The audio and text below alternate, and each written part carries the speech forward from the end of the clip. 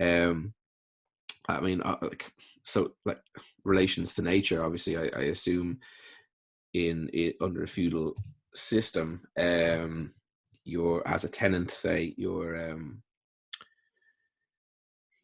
relation to nature is sort of you own a small part of nature, and you grow your food and the food that your landlord demands from you.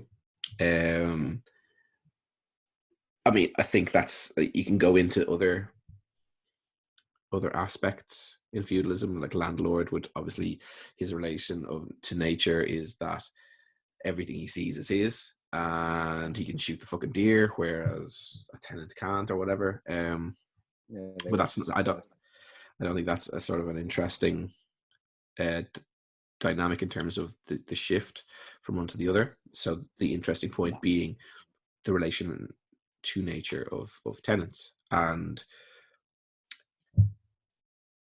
the subsistence to competitive production thing is the key transformation. Again, the 8 tenants living in close proximity. They're looking, like I just said, they're looking at their land, they're the bit of nature that is relevant to them, and they're just growing what they need for themselves and the landlord. However, once this lease market impacts, once the competitive production becomes an imperative, then all of a sudden that relationship changes, and you've got to look at the land, look at nature in any way you can, to all of a sudden you're just like the logic. It's the logic and the process, I think, are the keystones to capitalism, to understanding capitalism.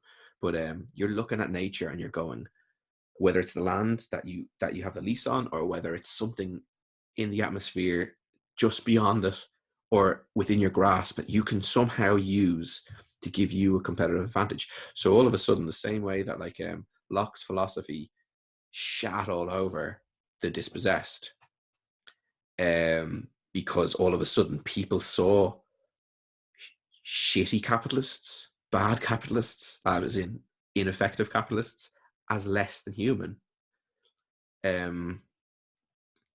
You're seeing nature in its commodifying form. And of course, once you are dispossessed, in terms of the logic of the system, you are merely a commodity. How can I pay as little as possible to get you to do what I need you to do? How can I buy you in the cheapest way possible? So back to the relation of nature.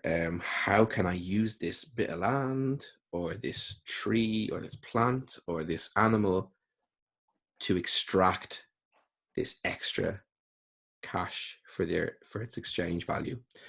No longer is it use value, it's the exchange value, and that's the logic intertwined with the competitive aspect, and the relationship changes. We did mention your man from the Oxbridge thing last chat, didn't we, 2 weeks ago? The guy who gave out with the nurses looking for a pay rise. Oh, yeah. His view of people is so filtered through the logic of capitalism. He doesn't see people. He doesn't see humans. Like, you don't treat a human like that. If you see a human, you would never fucking treat them in the way that idiot like spoke about those people.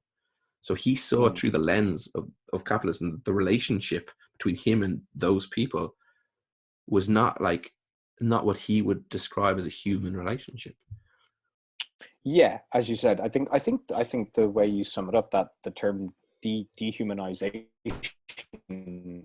is perfect. I mean, this idea that this new logic you find yourself in, no matter whether it's, the extremes of, say, being to the manor born, so to speak, inheriting, some kind of business empire, and how you view essentially the entire world around you. Like, I know that we've kind of made a joke about it through Hollywood, as these films, wherever you find someone who comes from a well-off a well-off instance and and finds themselves slumming it slowly. That's always kind of the joke of like, how do they don't know how to peel an onion or something fucking benign like that. Yeah.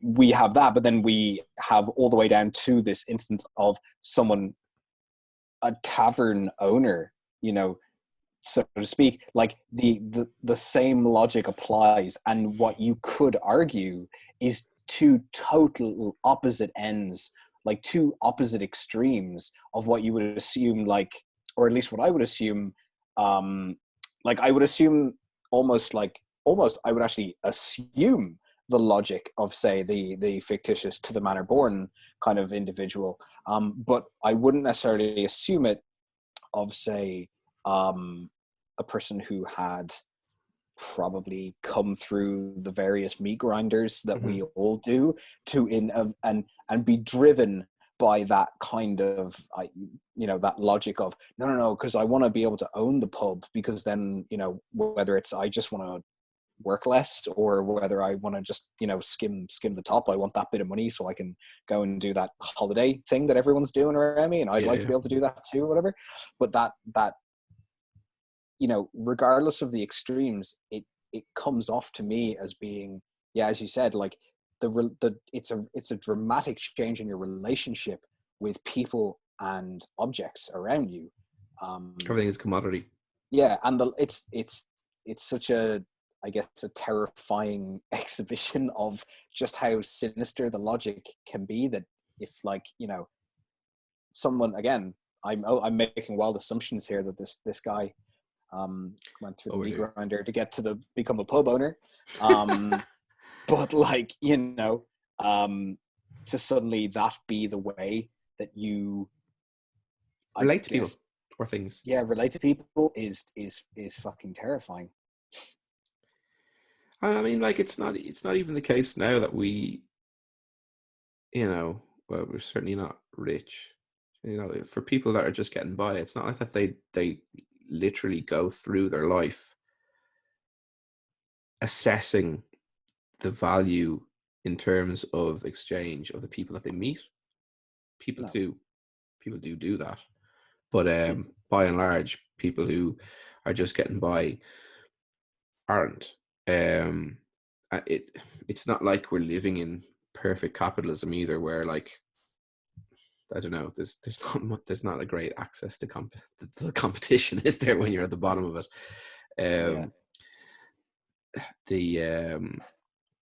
So there is still, and it's not, of course, socialism isn't about like going back to feudalism in particular, but this human moment that sort of that peasant existence sort of represents it, only in relation to what comes afterwards. That human existence still resides.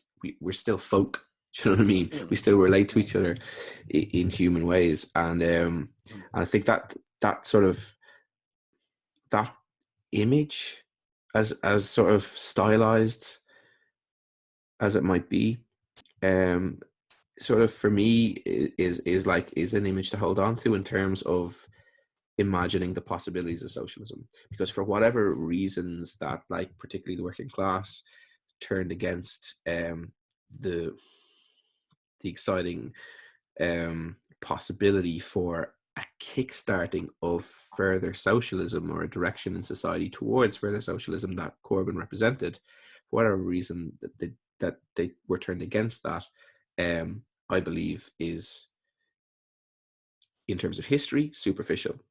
In terms of now, absolutely fucking serious as shit. But in terms of, like, the potential for us to want to see past these social relations and this logic capital is there. The resent that people must feel when they have to come away from their folk situation, where they see people as people, or see things as they are, or at least not as commodities. Like when people are forced, yeah, okay, sure, obviously we resent that we have to sell our labor. Like people fucking hate working for fucking corporations. That's like as a given, and yeah, that can be articulated into a wider vision. Excuse me, and that can then amount to some change. But even in terms of our relationships, not just the compulsion or the imperative to have to sell labor. That aside, the way we have to relate with each other, it must cause resent.